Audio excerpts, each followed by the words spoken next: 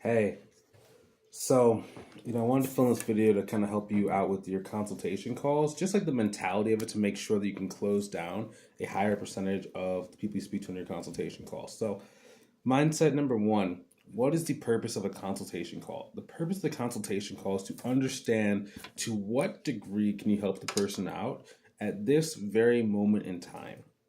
Okay.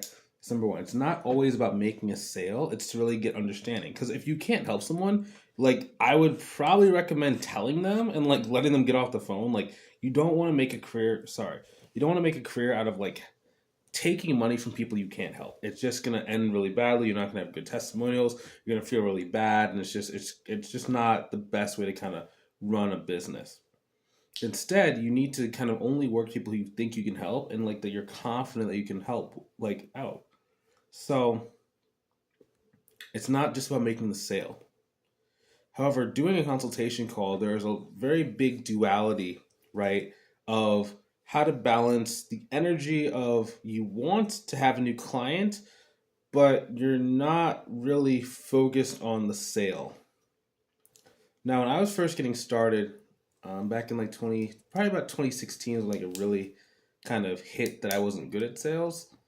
I was doing my consultation calls, like for like the first like 10 or 15 minutes, I'd just be like trying to build rapport, trying to like get to know their current situation. So I'd be asked questions like, yeah, I see you're from here, I'm from here as well. Where'd you go to school? What's the weather like where you are? Oh my gosh, I'm so grateful for you to be here. Like tell me more about your business. Oh, how'd you get into business? What was your backstory?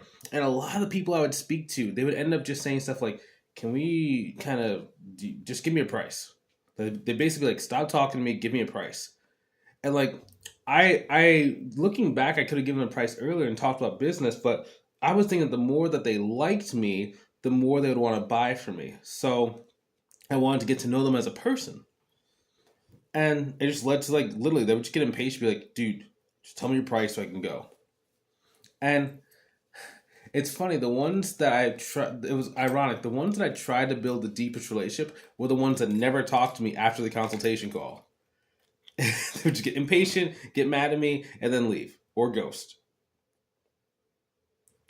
So I came to this realization. I was like, wait. So I was thinking that people would be upset if the only reason I was talking to them was to make the sale. But literally for them, if they don't buy, they never talk to me again. So does that mean they only came to the call to see if they wanted to buy? And once that clicked in my mind, my consultation calls got a lot more direct and a lot more to the point, a lot faster. And I realized that the place that you actually build rapport is in two spots. Number one, rapport is built once you guys are already working together and actually like you. It's more of a camaraderie. For a consultation call, during the consultation call, the place you build a rapport is by talking about the problems they're going through in their business and helping them strategize what life will look like while you guys are working together and once that problem is taken care of. It's not in asking about the weather. It's not in, asking about this. It's more in like the aspects of their business, how it's going to affect their overall life. No one, the small talk doesn't even work. Like on a lot of my consultation calls, I don't even start. Oops, sorry. I don't even start off the call with like, "Hey, how was your day going? What's the weather like where you are?" I used to say that. I literally took that out of all of my scripts. Someone comes on the phone, "Hey, so blah blah blah blah blah blah blah. Tell me where you are now. Tell me where you want to go. What does that look like?" And then I ask them a question. That's literally all it is. Or I'll be like, "Hey, still got time to speak?" Yeah. Okay. So can you tell me a little bit about your business? Just boom. There's no, "Hey, my name's Bryce. My background is this. My do is blah blah blah blah blah blah blah." No, straight to the point. Straight to the point. And my clients love me way more than like people that are beat around the bush, kind of like false get to know you kind of talking stuff, right? And that kind of comes down to the next thing, which is like being salesy. So I used to have this thing because I like saw it on the interwebs where like people are salesy, you know, and it's just like when I think about salesy nowadays, I kind of laugh. It's not laughing like looking down on people, but it's just that people don't really understand business. So salesy is a civilian word. Salesy is like pushy, forceful, or just really doing the basics of sales. A lot of people, especially if they can't afford it, they don't like being in those sales situations because they feel unnecessary pressure. Where in a lot of cases, they just were not looking to buy, or they told the person like, oh, I'm just looking, and the person tried to push forward, or the salesperson just didn't know what they were doing. But when you start talking to business owners, no serious business owner is going to say that someone is salesy. They might say it to you if they're trying to sell you like a program, like, don't be salesy, right? Because then you're like, oh, well, I can't be salesy, so I have to buy the program to learn how to not be salesy. But no sophisticated business owner that comes on the phone with you is going to be like, you're salesy. Like, if they're doing like $100K a year, $200K a year, maybe. But once they get past like $550, $1 million, $2 million, $3 million, you are never going to hear that phrase. Because think about it. In order for a business owner to have a business that does $2 million a year in sales, they have to be good at sales. Or they have to have some sort of organizational structure when it comes to sales. And they're aggressive. They know all the numbers, they're pushing, they're attacking, they're being very sophisticated in the way they do their consultation call. They have a pipeline of leads. That's not a word a business owner uses.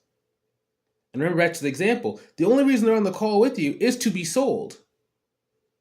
Now, when a civilian thinks about sales, they think about fear and pressure. Someone's trying to put me in something that I do not need. Versus a business owner is thinking, okay, they have a pattern of how they think about stuff to decide if something is the right thing for them. And as long as something matches that pattern, they don't care if you're nice to them, if you're upset with them, as long as you're not like disrespectful. You know what I mean? Like if you're not, like you can even curse in their conversation with them. They don't even care. Right? I've had plenty of people who ended up being like doing business with me who we did not get along with. On the consultation call, we had a bunch of different disagreements. It does not matter if they like you or not. Right? They have to respect you. As long as they respect your skill set and they feel that you have some value and that whatever they're paying, they're going to get at least 5 to 10 times the value back, they're ready to go. Very simple equation. Very simple equation. Okay? So go on your consultation calls. Follow your steps. In the beginning, you're going to be a little pushy. Like, that's okay. It's not that you're a pushy person. It's just you're still trying to find your stride. You're still trying to find your true power. So it's kind of like a baby. Babies, like when they start learning how to walk, they're taking a much larger step than what they need to do. They're overcompensating because they don't really know what their stride or what their gait is going to be. So they start learning how to balance. They shorten the gait smaller and smaller. So before they might take a step like, whoa, huge. And then, whoa, huge. And they might tip over because they lost their balance. But as they get older, they start taking more and more regular steps and they have more and more control, right? It's the same thing. If you're just starting in sales, you're essentially a baby. I'm not trying to be disrespectful to you, but you're starting out your career, you're a baby in your sales career, right? And we all have a sales career. Just listen, if you're in business, you have a sales career. You might not like sales. I ran into many people are like, I don't like sales. And like, they're the ones that are out of business. It's like, yeah, they got to learn how to do the consultation call. If you got to not call it sales and call it discovery call or a consultation call, do what you got to do. But you're going to be talking to someone about the value of your service and getting them to transact money for value that you're going to provide inside of your accounting or bookkeeping service. But we all start someplace. It's like the faster you can get comfortable with this stuff and the faster you can put yourself in the right environment of sales and consultation calls, the easier it's going to be for you to be successful, both short-term and long-term. So it's not a bad thing, you know? And in the beginning, you're going to mess up a lot of sales. Like, you're going to feel like, oh, this person's so close to buying, and they don't buy from you. Or you're going to be like, oh, I should have said this. And, it just doesn't work. Or just a million different things can kind of happen when you're doing consultation calls. Let me turn on this light. Maybe make the picture more clear. Yeah, you see how the lighting's like, when the lighting's better, your camera can be more clear and like less pixely. Should have had it on before, but I didn't really care. I figured you'd be okay if it wasn't perfect lighting. Yeah. So that's the main thing, guys. It's okay to be pushy in the beginning, as long as you're not trying to, if you're not trying to harm someone, it's okay. If it's just something that you're offering, you think that it can really help them, it's your duty to try and move them forward. It's not that you're being pushy, it's just you don't have the skills to not push. You can be very, very, very subtle once you understand your skill set, and then you can just use a lot of finesse. But you can't be using finesse if you have no skill set. Finesse is only developed by doing it wrong a bunch of times and seeing just how far you can go and then calibrating each time. Okay? So I'd love to see you next time. Thank you so much for watching this video. Love to learn a little bit more about you. Talk to you soon. Have a good one.